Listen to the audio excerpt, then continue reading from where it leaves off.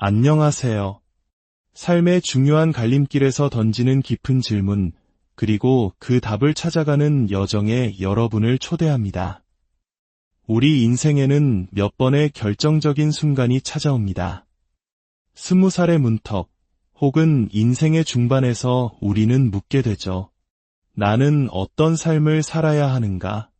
내 삶의 목적은 무엇인가? 오늘 우리는 바로 그 질문을 끌어안고 뜨겁게 고민하는 청년들의 이야기 속으로 들어가 보려 합니다. 이 이야기가 여러분의 마음에 울림을 준다면 소중한 이들에게 공유하며 은혜를 나눠주시길 바랍니다. 저희 채널을 구독하시면 삶의 의미를 되새기는 더 많은 이야기들을 놓치지 않으실 수 있습니다. 여러분의 삶에 하나님의 평안이 가득하기를 기도하며 이제 이야기를 시작하겠습니다. 미국의 한 기독교 대학 캠퍼스. 이곳에서는 매년 특별한 행사가 열립니다. 바로 수천 명의 학생들이 모여 자신의 삶을 하나님께 어떻게 드릴 것인지 고민하는 선교 컨퍼런스입니다. 그리고 이 컨퍼런스의 중심에는 100년의 역사를 이어온 아주 특별한 학생 선교 단체가 있습니다. 한때 미국 전역의 거의 모든 대학 캠퍼스에 존재했던 이 학생 선교 운동은 세월의 흐름 속에서 대부분 사라졌습니다. 하지만 놀랍게도 바로 이곳에서 그 마지막 불꽃이 꺼지지 않고 100년 넘게 타오르고 있었습니다. 이 운동의 시작은 아주 작고 초라했습니다. 1806년 5명의 대학생이 폭풍우를 피해 건초더미 아래에서 기도하기 시작한 건초더미 기도 운동이 그 시초였죠. 그들의 작은 기도는 미국 전역으로 퍼져나가며 수많은 젊은이들의 가슴에 불을 지폈습니다. 이 모습은 마치 구한말, 척박한 땅에서 시작된 한국 기독교의 부흥 운동처럼 작은 기도 모임이 민족을 깨우는 거대한 물결로 이어진 역사를 떠올리게 합니다. 2023년 이들은 100주년을 맞이하며 이사야 43장 19절 말씀을 붙들었습니다. 보라, 내가 새 일을 행하리니 이제 나타낼 것이라. 너희가 그것을 알지 못하겠느냐? 반드시 내가 광야의 길을, 사막의 강을 내리니. 지난 100년간 신실하게 길을 내어주신 하나님께서 앞으로의 100년 동안 어떻게 인도하실지 청년들의 눈은 기대로 가득 차 있었습니다. 이곳은 단순히 과거를 기념하는 자리가 아니었습니다. 하나님의 위대한 부르심 앞에 자신의 삶을 어떻게 정렬할지 결단하는 살아있는 믿음의 현장이었습니다. 학생들은 이곳에서 함께 사역하며 동료들과 어깨를 나란히 하고 주님을 섬기는 법을 배웁니다. 그리고 그 과정에서 자신의 재능과 기술이 어떻게 하나님의 영광을 위해 사용될 수 있는지 발견하게 됩니다.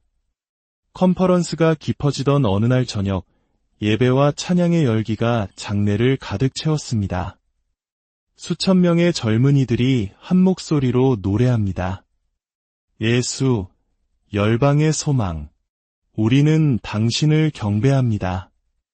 오늘 밤 우리가 이곳에 온 이유는 오직 당신뿐입니다. 그들의 목소리에는 세상의 어떤 것으로도 채울 수 없는 오직 하나님을 향한 깊은 갈망이 담겨 있었습니다. 인도자는 외칩니다. 오늘 밤 주님께서 여러분의 마음에 무언가 행하기를 원하십니다. 우리를 더 깊은 곳으로 이끌기 원하십니다. 살아계신 하나님의 어린 양이 이 방에 계십니다. 우리는 그 임재를 놓치지 않을 것입니다. 형식적인 예배가 아닌 우리의 마음을 정직하게 주님께 가져갑시다. 주님의 임재가 느껴지지 않더라도 괜찮습니다. 주님, 당신의 임재가 느껴지지 않아요. 하지만 제게 있는 모든 것을 드립니다. 라고 솔직하게 고백하십시오. 수년간의 종교 생활보다 단 한순간의 정직한 고백이 우리를 더 멀리 데려갈 것입니다. 모두가 자신의 자리에서 자신의 모습 그대로 하나님 앞에 섭니다. 어떤 것도 꾸미지 않고 자신의 연약함과 상처, 기쁨과 감사를 모두 쏟아냅니다. 그 순간 하나님의 거룩한 임재가 그들 위에 임했습니다. 뜨거운 예배가 끝나고 한 특별한 손님이 무대에 올랐습니다. 그녀의 이름은 셈세 아이딘, 머나먼 땅 튀르키예에서 온 사역자였습니다. 그녀는 담담한 목소리로 자신의 이야기를 시작했습니다. 그리스도를 위해 고난받는 것은 특권입니다. 빌립보서에서는 그리스도를 믿을 뿐만 아니라 그를 위하여 고난도 받게 하려 하심이라고 말씀합니다. 저는 제 삶에서 그 특권을 누렸고 그것은 저에게 보물과 같습니다. 2007년 그녀의 남편은 복음을 전하다가 다른 동료들과 함께 순교했습니다. 상상할 수 없는 고통과 슬픔 속에서 그녀는 하나님의 은혜로 남편을 죽인 이들을 용서하는 길을 선택했습니다. 여러분 앞에는 두 가지 길이 있습니다.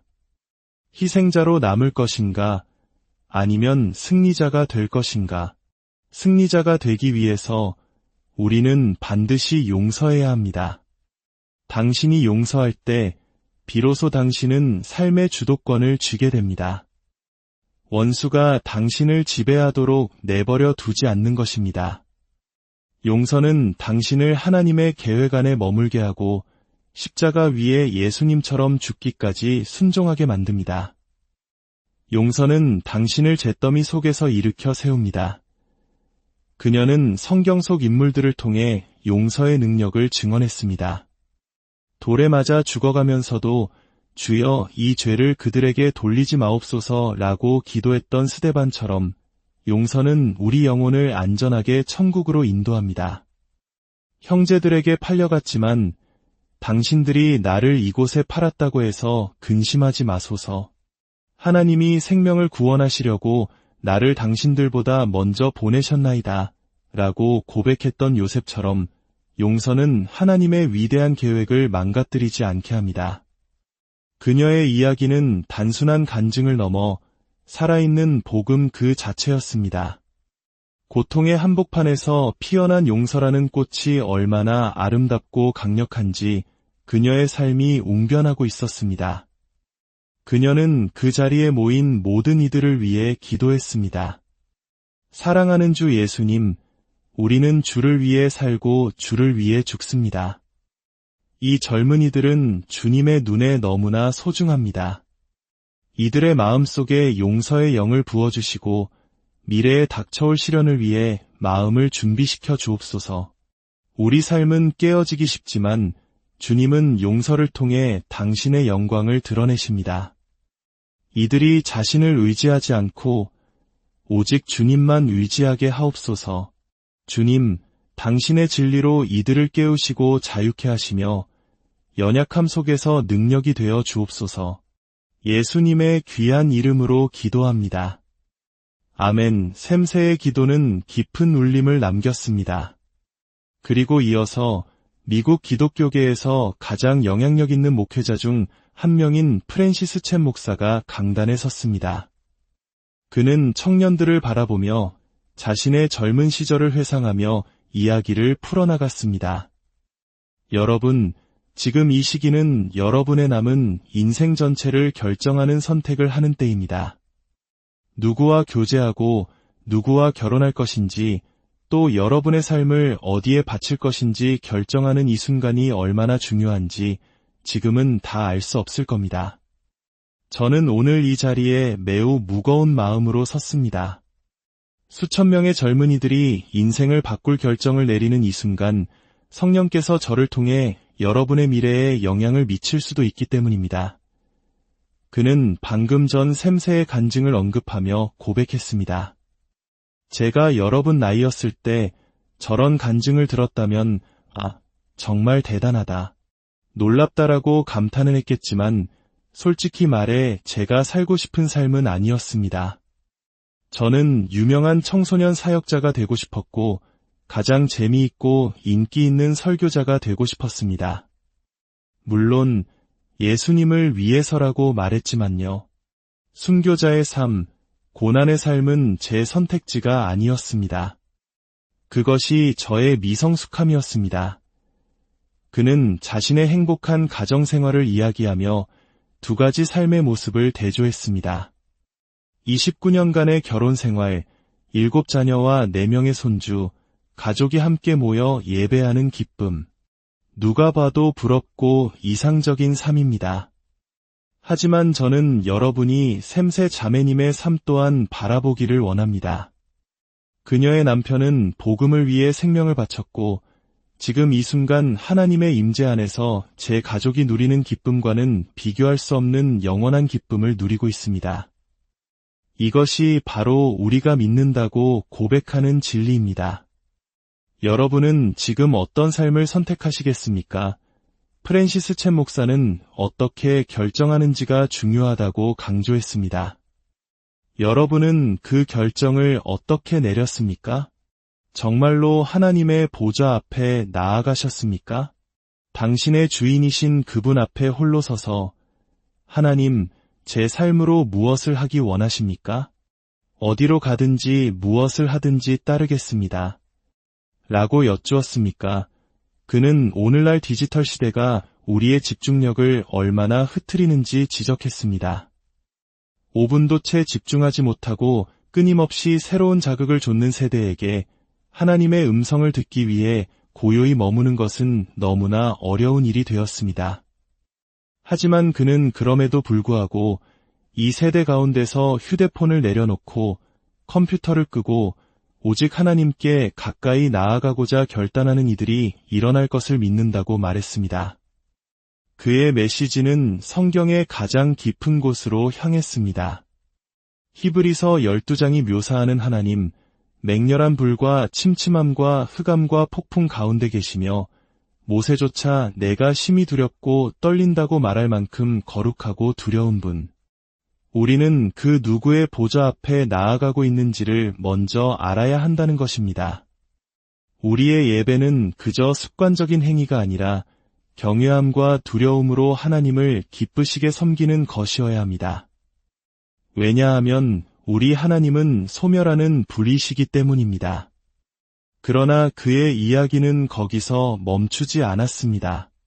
바로 그 두려운 하나님의 보좌가 동시에 은혜의 보좌라고 불린다는 사실을 그는 힘주어 말했습니다. 히브리서 4장 16절입니다. 그러므로 우리는 긍휼하심을 받고 때를 따라 돕는 은혜를 얻기 위하여 은혜의 보좌 앞에 담대히 나아갈 것이니라. 프랜시스 챗 목사는 눈물을 글썽이며 고백했습니다. 저는 평생 하나님의 보좌에 대해 설교해왔지만 그 보좌가 은혜의 보좌라는 이름으로 불린다는 사실을 최근에야 깨달았습니다. 어쩌면 저는 하나님의 거룩함과 심판을 너무 강조한 나머지 그분의 자비와 은혜를 놓치고 있었는지 모릅니다. 저의 불균형한 시각 때문에 여러분에게 왜곡된 하나님의 모습을 보여드렸을지도 모릅니다. 정말 죄송합니다. 그의 솔직한 고백은 장래의 깊은 정적을 가져왔습니다. 세계적인 목회자도 하나님을 알아가는 여정 속에 있으며 끊임없이 자신의 편견과 싸우고 있다는 사실은 모두에게 큰 위로와 도전이 되었습니다. 여러분이 이 사실을 깨닫기를 바랍니다. 우리가 나아가는 곳은 은혜의 보좌입니다. 그곳에서 우리는 정죄가 아닌 긍휼을 받고 심판이 아닌 때를 따라 돕는 은혜를 발견합니다. 어떻게 그것이 가능합니까? 바로 예수 그리스도의 피 때문입니다. 그 보혈을 의지하여 우리는 소멸하는 불이신 하나님의 보좌에 담대히 나아갈 수 있습니다. 이야기는 이제 막바지에 이릅니다. 그날 밤 컨퍼런스에 모인 청년들은 이전과는 다른 예배를 드렸습니다. 소멸하는 불이시며 동시에 은혜의 아버지이신 하나님, 그분의 거룩함에 떨며 동시에 그분의 자비로우심에 안겨 눈물로 기도했습니다. 많은 이들이 오랫동안 숨겨왔던 죄와 상처를 은혜의 보좌 앞에 내려놓았습니다. 그리고 그곳에서 긍휼과 용서, 새로운 시작을 위한 힘을 얻었습니다. 이 이야기는 미국의 한 캠퍼스에서 일어난 일이지만 오늘을 살아가는 우리 모두에게 동일한 질문을 던집니다. 당신은 인생의 중요한 결정을 어떻게 내리고 있습니까? 세상의 소리, 주변의 기대, 혹은 당신 안의 두려움에 따라 움직이고 있습니까? 아니면 고요히 은혜의 보좌 앞에 나아가 당신을 창조하신 분의 목소리에 귀 기울이고 있습니까? 우리의 하나님은 우리가 감히 상상할 수 없을 만큼 거룩하시지만 동시에 우리가 기댈 수 있도록 두 팔 벌려 기다리시는 자비로운 아버지이십니다. 그분의 보좌 앞으로 나아가는 것을 두려워하지 마십시오. 그곳에서 당신의 삶을 위한 가장 완벽한 길과 가장 깊은 평안을 발견하게 될 것입니다. 오늘 이야기는 여기까지입니다. 당신의 삶의 여정 가운데 은혜의 보좌에서 흘러나오는 긍휼과 평강이 늘 함께